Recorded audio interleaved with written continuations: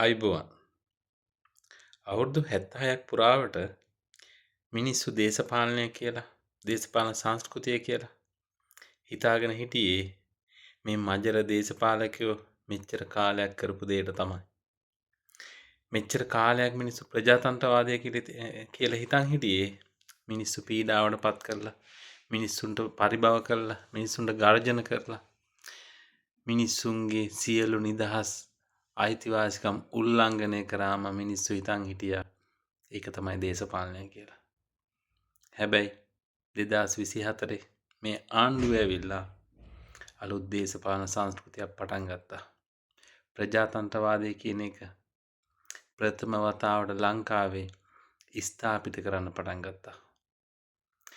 ඒ ප්‍රජාතන්ත්‍රවාදය ස්ථාපිත කරද්දී ඇත්තටම මිනිස්සුන්ට තේරෙන්නේ නැති වුණා මේකයි ප්‍රජාතන්ත්‍රවාදය කියලා. ඇයි එහෙම කියන්නේ? 1948 අපට නිදහස දුන්න කිව්වට අපට ප්‍රජාතන්ත්‍රවාදය දුන්න කිව්වට අපේ කළු කෝට් කාරයෝ ඒ ප්‍රජාතන්ත්‍රවාදය රටේ හැදුවේ නැහැ.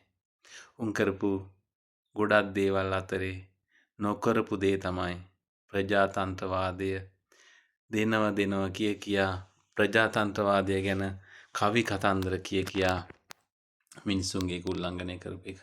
කතා කරා නම් කතා කිරීමේ නිදහස ඇහුරුවා.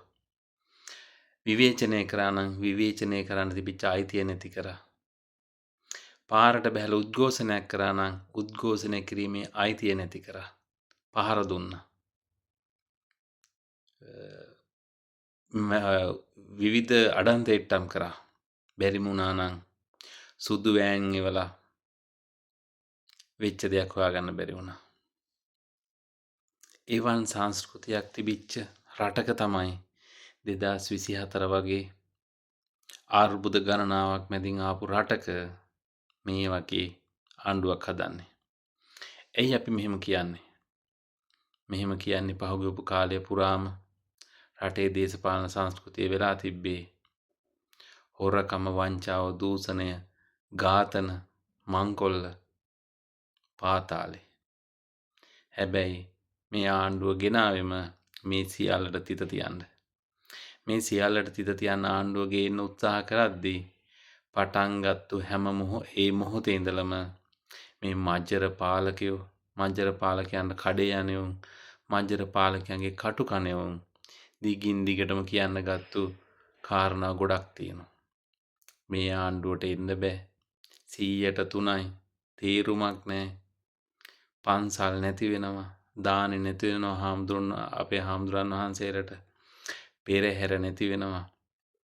ආගම අබින් කියලා තමයි මෙවුන් ප්‍රචාරක වැඩසටහන පටන් ගත්තේ.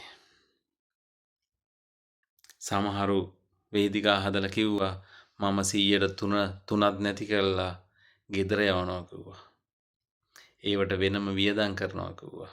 හැබැයි මේ මහත්තුරු අද වෙනකොට විවිධ තැන්වල ඉඳගෙන සමාව ගන්න පටන් අරන් තියෙනවා. ප්‍රජාතන්ත්‍රවාදය ක්‍රමක්‍රමයෙන් රට තුල හදමින් තියෙනවා. ඒ අතරේ මේ මජර කල්ලිය පටන් අරන් තියෙනවා මේ ආණ්ඩුවේ විවිධ මැති ඇමතිවරු, മന്ത്രിවරු හොරකම් කරනවා කියලා. ඇයි එහෙම කියන්නේ? හොරකම ගැන, හොරකම් කරන විදිය ගැන, හොරකම් කරපු ප්‍රමාණය ගැන හොඳටම දන්න අය තමයි ඔය අවුරුදු 76ක් පුරාවට හිටපු අය. ඒ අය හිතනවා මුන් හොරකම් නොකර ඉඳීද කියලා. අපි හොරකම් කරපු විදියට, අපි කාපු කෑමේ හැටියට, අපි ප්‍රකෝටිපතියෝ උනේ මේ රටේ කාබාසනිය කරලා කියලා උන් හොඳටම දන්නවා. ඒ දන්න නිසා ඒ පිරිස මේ වෙනකොට එළියට බැහැලා විවිධ කවි කතන්දර කියමින් මැති ඇමතිවරුන්ට, മന്ത്രിවරුන්ට චෝදනා නගමින් හොරකම් වංචා ගැන ප්‍රලාප කියවමින් යනවා. ඇයි ජනතාව මේක පිළි නොගත යුතු? මේ ආණ්ඩුව එන්නෙම අවුරුදු 1965 ඉඳලා බලාගෙන ඉඳලා ආණ්ඩුවක් හදන්න මේ රටේ ජනතාවට ඇත්ත දේශපාලන සංස්කෘතියක් හදලා රට දියුණු කරන්න ලස්සන ශ්‍රී ලංකාවක් හදන්න සිහින දැකපු පක්ෂයක් එක්ක තමයි මාලිමාව ඒකාබද්ධ වෙලා මේ ආණ්ඩුව හදන්නේ. මේ ආණ්ඩුව එදා ඉඳලම කිව්වා මේ රටේ දේපල, මේ රටේ තියෙන මුදල්, මේ රටේ සම්පත් මේ පාලකයෝ හොරා කනවා කියලා. එහෙම හොරා කනවා කියලා ආපු මේ ආණ්ඩුව කිසිසේත්ම හොරා කන්නේ නැහැ. ඒත් මේ එළියේ ඉන්න හොරු ටික එහෙමයි කියලා ජනතාවට ඒත්තු ගන්නන්න උත්සාහ කරනවා. ඒ නිසා අපි ජනතාවට කියනවා බය වෙන්න එපා. මේ ආණ්ඩුව මේක රකිනවා. ඒ වගේම මේක රකිනවා විතරක් නෙමෙයි මේ ආණ්ඩුව මේක ආරක්ෂා කරමින් රට සංවර්ධනය කරනවා. මේ ආණ්ඩුව හොරකම් කරනවා නම් මේ ආණ්ඩුවටත් ගමනක් නැහැ කියලා මේ ආණ්ඩුවේ මැති ඇමතිවරු ප්‍රමුඛ ජනාධිපතිතුමා අගමැතිතුමිය හැමෝම දන්නවා. ඔය මිනිස්සුන්ට වඩා හොඳට දන්නවා ගමනක් නැහැ කියලා. ඒ නිසා අපි ජනතාවට කියනවා මේ මජර කල්ලිය මේ මොහොතේ කියන ඒවා ඇයි කියන්නේ කියලා පොඩ්ඩක් තේරුම් ගන්න උත්සාහ කරන්න. ඒ හැම කෙනාටම නඩු පිට නඩු වැටලා තියෙන්නේ. ඒව දේශපාලන පරිගැනීම් නෙමෙයි. ඒ හැම එකක්ම මොනවද? තමන්ගේ දීපල මොනවද? හොයාගත්තු විදිය මොකක්ද? උපයාගත්තු විදිය මොකක්ද?